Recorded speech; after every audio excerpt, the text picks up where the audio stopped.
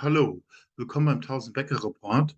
Heute mit dem Thema Ausrichtung des Investieren an den kommenden Ereignissen.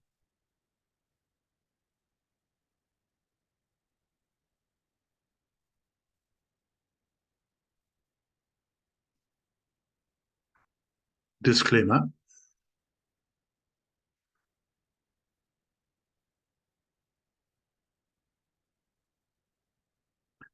Ausrichtung des Investieren an den kommenden Ereignissen.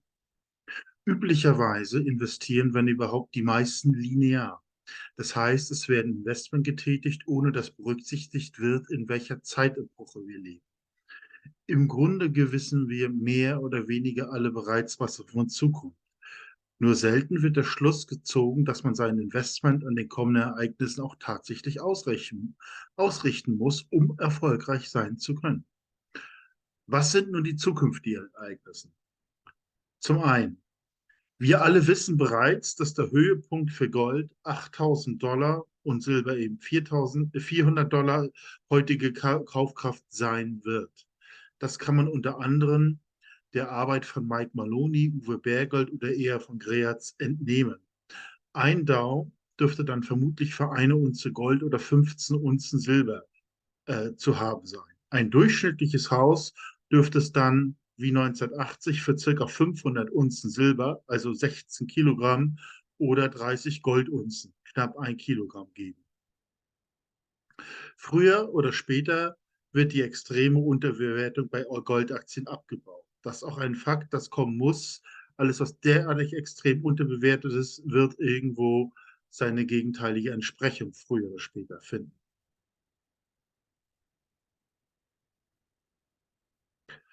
Drittens, möglicherweise droht in der EU ab 2025 ein Bargeldverbot. Ich werde Ihnen dann MM News Artikel dazu weiter verlinken, das vermutlich zusammen mit einem systematischen Krise, sprich Bankenschließung, verbunden ist. Vor diesem Ereignis sollte man zu 95% in Gold und Silber investiert sein. Viertens, nach der Währungskrise dürfte es vermutlich wieder zu einem lang anhaltenden Börsenaufschwung mit neuen technologischen Basistechnologien geben. Robotik, Medizin, also Advanced Medizin, Nutzung der Ressourcen aus dem Weltraum etc. Zwischen 1980 und 2000 war die Informationstechnologie der Treiber. Damals sind Top-Aktienfonds in dieser Phase um das bis zu 50 bis 100-fache gestiegen. Damit ist gemeint, von 1980, als das Gold hoch war, alle Energie, alle Begeisterung um Gold da hat das im Grunde genommen die Basis gelegt für 20 Jahre normale Aktienmarktrallye.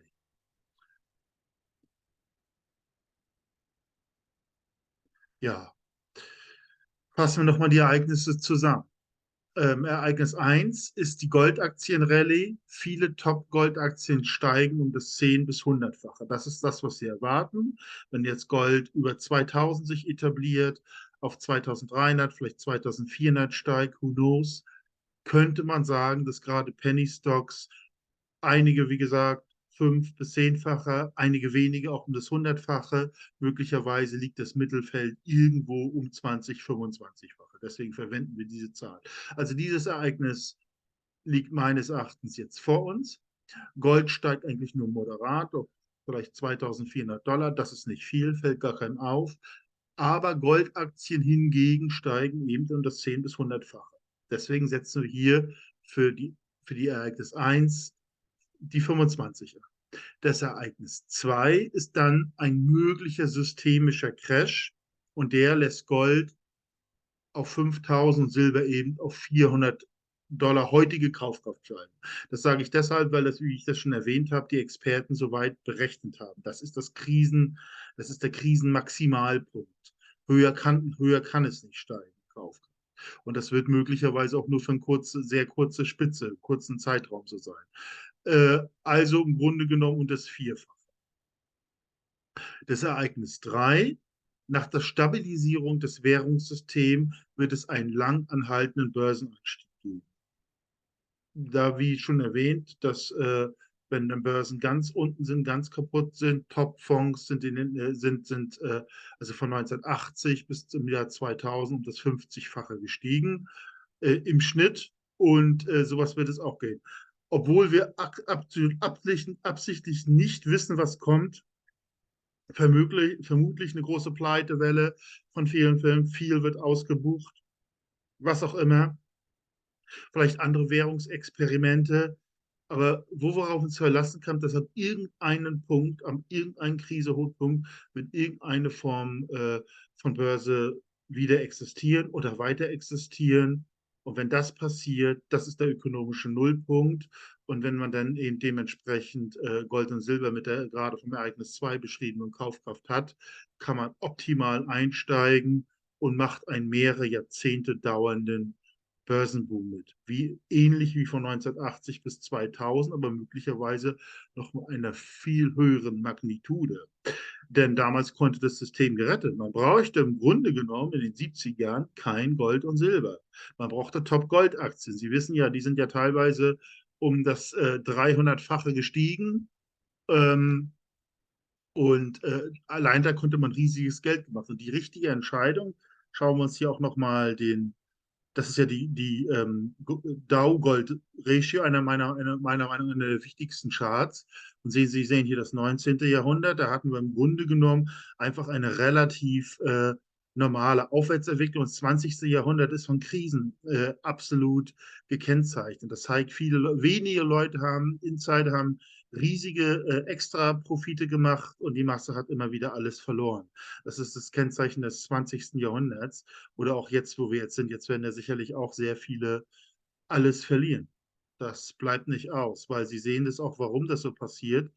Sehr wahrscheinlich wird diese Gold-Dow-Jones-Ratio, die im Jahr 2000 musste man für einen Dow 44 Unzen Gold hinlegen. Hier war das eben 1980, das hatte ich drüber gesprochen. Das ist so ein Punkt, den wir vermutlich mindestens erreichen. Also eigentlich erst dann werden normale Aktien wieder interessant, aber weil die Krise möglicherweise härter ist und stärker ist und noch viel mehr Firmen ausfallen, vielleicht Börsen dauerhaft schließen, dürften wahrscheinlich die Aktien im Verhältnis zu Gold noch weiter fallen. Also möglicherweise bekommt man 2 Dow Jones für eine Unze Gold. Und was ein unheimlich lukrativer Einstiegspunkt ist, wenn man denn Gold und Silber hat und reinvestieren kann. Ähm, Klar, diese Phase, die liegt jetzt vor uns. Das ist eine sehr schmerzhafte Phase, auch gefährliche Phase. Es kann Eingriffe und wird vermutlich Eingriffe von Staaten etc. geben, aber die werden sich möglicherweise so nicht mehr durchsetzen können. Die von mir angedeutete Bargeldverbot ist wahrscheinlich am Ende nicht durchsetzbar. Am Ende wird es einfach eine große Bauchlandung geben. Die Staatenwelt, wie wir sie vorher kannten, gibt es vermutlich nicht mehr. Und aber eben auch damit die angebundenen Unternehmen. Denn was wir hier haben, ist ja mehr oder weniger eine Staatsmonopololigarchie. Beides sind nicht wirklich ähm, effiziente Unternehmen. Der Staat sorgt dafür, dass die Monopole keine Steuern zahlen und so weiter und so weiter. Das heißt, sie konzentrieren sich einfach auf alle gute Beziehungen, enge Beziehungen Staat und Staatsverträge, aber eben nicht mehr auf wettbewerbsfähige Produkte, was eigentlich der Grund ist. Und sobald dieses Gleichgewichts nicht mehr gibt, dass der Staat eben die Extraprofite zuschanzen kann, sehen wir auch eine gigantische Pleitewelle, auch bei bis jetzt stabilen Firmen. Nichtsdestoweniger gibt es eben stabile Firmen, die schon wirklich sehr lange Zeiten überlebt haben und wo es eine hohe Chance gibt, dass sie, sag ich mal, auch Stars des nächsten Zyklus werden. So, und auf die muss man sich konzentrieren, dass man die wirklich für Spottpreise dann kriegt. Wenn wir das nochmal jetzt hier einfach mal durchspielen. Es ist natürlich eine, eine fantastische Kalkulation, man kann auch sagen, fast verrückt. Trotzdem finde ich diese Art von Gedankenspiele absolut faszinierend, weil wir haben jeden Tag, quaken sie uns in den Medien von ihrer unbezahlten Altersarmut, Rentennot und Finanzierungsproblemen und sowas Zeug. Aber hier scheint ja eben die Lösung zu sein, wenn ich mich nicht allzu sehr täusche. Wenn man jetzt einfach Dollar nimmt, aus der jetzigen Sicht, dann diesen Goldaktienboom nutzt, also das um das 25-fache steigert, diese Gewinne aus dem Goldaktienboom in Gold und Silber tauscht und vielleicht in einer möglichen Extremkrise und diese Gleichgewichtswerte werden kommen mit 8000 Gold und 400 Silber, dementsprechend Gold und Silber haben und dann dementsprechend die wenigen übrig gebliebenen und aber auch zukunftsbasierenden Technologien für absolute Tiefstpreise einkaufen kann, wie noch nie in der Geschichte, dann würde das bedeuten, man kann aus jeder 200 Dollar langfristig 1 Million Euro heutige Kaufkraft erschaffen. Das ist einfach unglaublich. Und meines Erachtens besteht jetzt die Kunst dahin, ich nenne das mal Ereigniskette. Also das sind ja immer, das ist ja nicht dieselbe Gold, es ist irgendeine Goldaktie, es können vielleicht auch irgendwelche ausfallen, irgendwelche überproportional profitieren und so weiter und so weiter. Das muss ja nicht klappen. Aber wenn nur wenige Ereignisketten davon äh, klappt, dann hat man eigentlich absolut ausgesorgt. Und meiner Meinung nach geht dieses Risiko, je mehr derartige Ereignisketten man anlegt, desto wahrscheinlicher ist, dass man absolut ausgesorgt hat und profitiert. Meiner Meinung nach ist genau das die Lösung dieses sogenannten Rentendilemmas, weil ich wie am Anfang gesagt habe, dass die meisten Leute eben auch die Staaten linear investieren. Äh, Dadurch wird das völlig Falsche gemacht. Wir stehen vor großen Eruptionen und das ist mit diesem Rentensystem und derzeitigen System überhaupt nicht, wird da reflektiert. Das sind Zwangssysteme, das macht die Leute arm und die Inflation wird das vernichten. Was soll das? Und deswegen ist es meiner Meinung nach möglich, da eine Antwort drauf zu finden. Und dieser Gedanke, dieser Ereignisketten, wenn man wirklich langfristig denkt, den finde ich höchst spannend. Natürlich denk an viele andere Ereignisse eintreten. Ich würde das auch anders timen. Ich würde jetzt zum Beispiel, wenn jetzt das erste Ereignis stattfinden, wir kaufen mehr Gold und Silber, also wenn Goldaktien hoch bewertet sind, also wenn dann viele schon auf Goldaktien gucken, würde ich trotzdem beginnen, auch wenn ich noch Unsicherheiten hätte, ob das Bankensystem bleibt oder nicht, würde ich trotzdem schon beginnen mit einem kleinen Teil in normale in Zukunftswerte und Topfonds etc. zu investieren, auch wenn dass dann nochmal die Struktur bedroht ist. Aber ich denke, Teile davon könnten überleben und man würde sich das schon beschäftigen, sodass man einen absoluten Zyklus-Tief, der ja, wie gesagt, hier ist, das ist die absolute Depression, kann man dementsprechend dann große Mengen Top-Aktien, die dann wahrscheinlich durchkommen, aufkaufen. Also daran würde ich auch denken. Also ich würde jetzt im Grunde genommen jetzt mit die Goldaktien zu 95% in mehr Gold und Silber schaffen, vielleicht auch irgendwie noch Schweizer Franken oder sowas, so ein bisschen, um transaktionsfähig zu sein. Dann beginnen, mich mit Zukunftstechnologien und Topfonds und eine breite Aufstellung machen. Und es aber auch dann hinnehmen, wenn es dann nicht klappt, falls alles abgeschaltet wird. Aber ich denke mal, irgendwie die werden die Währung teilweise an Gold binden. Das ist alles unklar. Was jetzt klar ist, ist vermutlich die Goldaktienrallye von, dass wir von mehr Gold und Silber kaufen. Den Rest müssen wir tatsächlich genau beobachten. Aber ich würde eben sagen, je mehr man in diesen Kategorien denkt und je mehr man vielleicht solche Ereigniskette erwischt, desto besser sieht es eigentlich aus. Ja, wie gesagt, das ist ein bisschen unorthodoxer Gedanke, aber wir haben eben keine lineare Entwicklung und dieses Chart beweist es. Wir haben im 20. Jahrhundert keine lineare Entwicklung gehabt. Es haben die Leute profitiert, die das irgendwie sehen konnten, kalkulieren konnten und sonst was. Und ja, und ich denke, das schlimmste Ereignis steht eben jetzt eben bevor. Und das ist hier dieser Punkt. Und da braucht man auf jeden Fall Gold und Silber außerhalb des Bankensystems. Dann ist man ja quasi eine Bank, wenn man so sagen will. Es gibt ja diesen Spruch, who owns gold, rules oder irgendwie so. Also wer jetzt Gold hat, macht die Regeln. Ähm, Und dann wird man wahrscheinlich sogar dankbar sein, die Firmen und Institutionen, wahrscheinlich auch die dann existierende Staatenwelt, wenn Leute Gold und Silber in ihre Werte investieren. Wie gesagt, das ist definitiv keine gute Zeit, es ist eine unruhige Zeit, aber die größten Chancen, sage ich mal, sind da zu machen und darauf heraus zu versuchen, mit solchen Konzepten vorzubereiten. Ja, hier ein angehender Silberproduzent aus Chile, Peru mit hohem Risiko. Es ist, wie gesagt, auch ein Screenshot vom alten Video.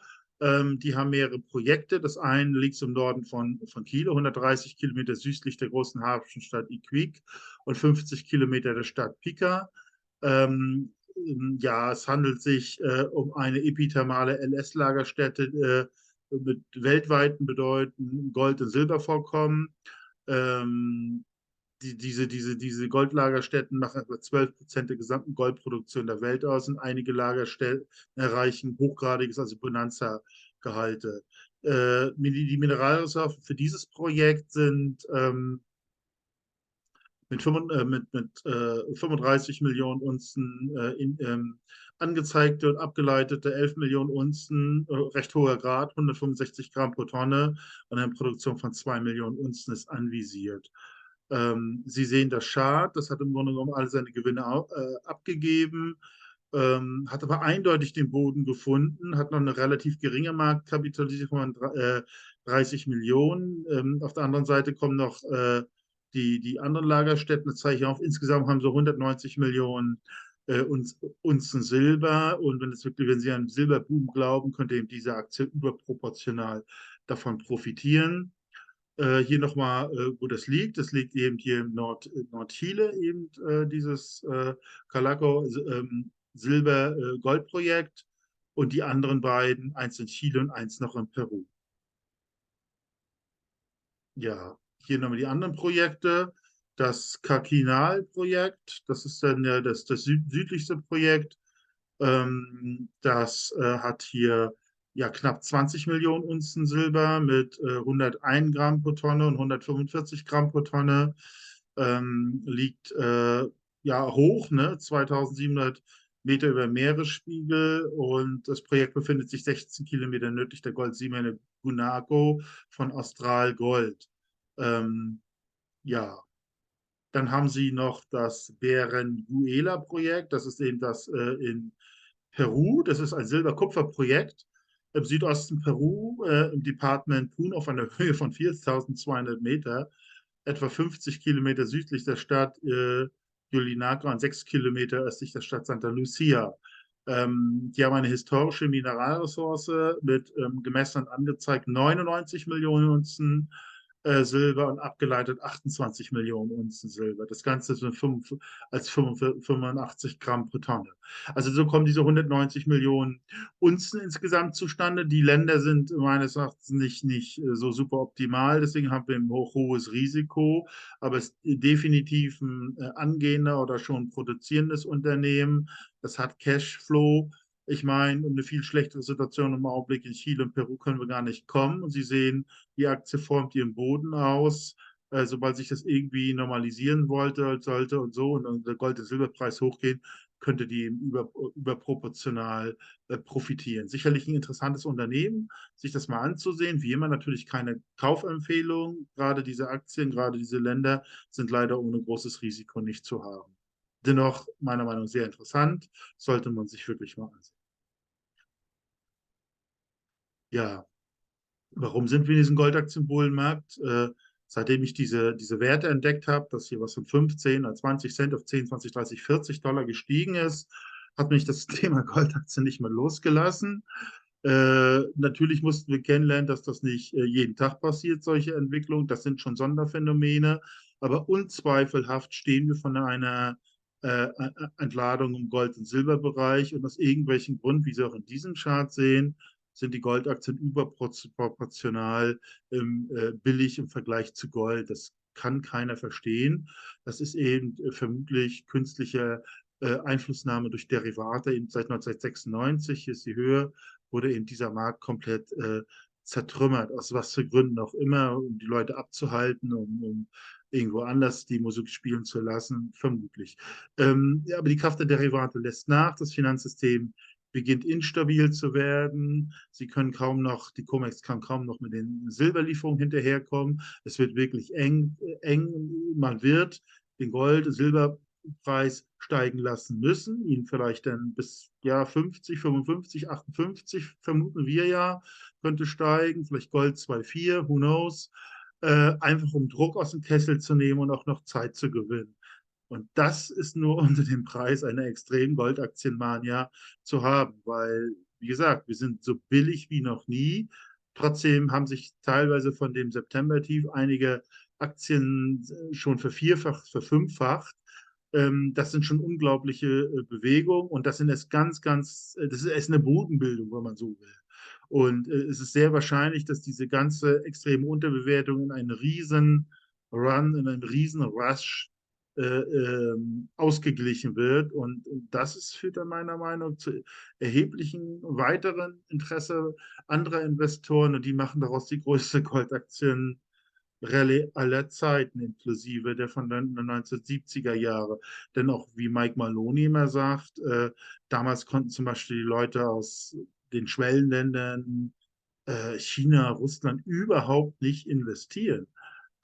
Und dieses Ganze und diese aufgeblähten, es gibt so viele Milliardäre und alle haben Angst um ihr Geld. Also der Druck ist ungeheuer auf die Projekte und um sich größere Mengen Gold und Silber indirekt zu sichern, sollten sie diese Goldaktien stürmen eigentlich. Und deswegen ist es so sehr merkwürdig, dass es so ungeheuer tief ist. Da gibt es keine Logik für. Das müssen Markteingriffe sein, in der Erwartung, andere abzulenken, aber auch in der Erwartung, um selbst große Profite zu machen. Ich tippe auf Letzteres, dass man das so geplant hat, dass es, sage ich mal, im finalen Akt die das hochschnappen lassen und dann sind Millionen damit zu machen.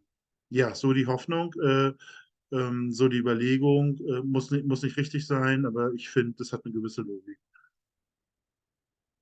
Ja, der 1000-Wecker-Report enthält 100, ca. 180 Aktien, ist nach moderatem, sehr hohem Risiko geordnet. Wir versuchen den Potenzialfaktor zu errechnen aus der Marktkapitalisierung, Anzahl des Unzengrad des Goldes, haben auch eine Exit-Strategie entwickelt, eben in was muss man investieren, wenn dieser Boom vorbei ist. Ja, ich bedanke mich ganz herzlich für die Aufmerksamkeit. Würde Sie bitten, meinen Kanal zu abonnieren, wenn Ihnen das Video gefallen hat. Vielleicht die Glocke betätigen, dann werden Sie sofort über neue Videos informiert. Vielleicht auch ein Like geben, dann wird das Video auch anderen potenziell interessierten Zuschauern dann von YouTube angezeigt. Also nochmal besten Dank und bis zum nächsten Mal.